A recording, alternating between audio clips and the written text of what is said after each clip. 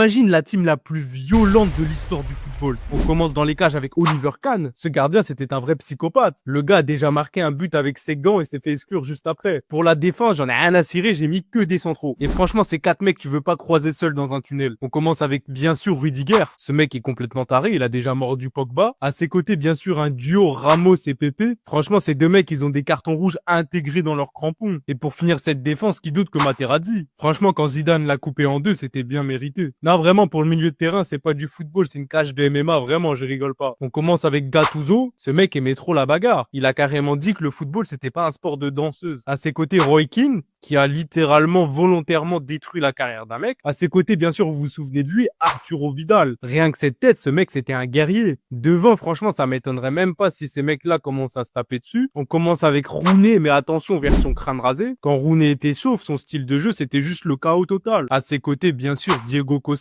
Comment ne pas le citer? Jouer chaque match comme si c'était une bagarre de rue. Et pour le dernier, c'est pas son poste. De base, c'est un buteur. Ce mec est bien sûr connu pour avoir littéralement mordu ses adversaires. Si tu l'as deviné, dis-moi c'est qui en commentaire.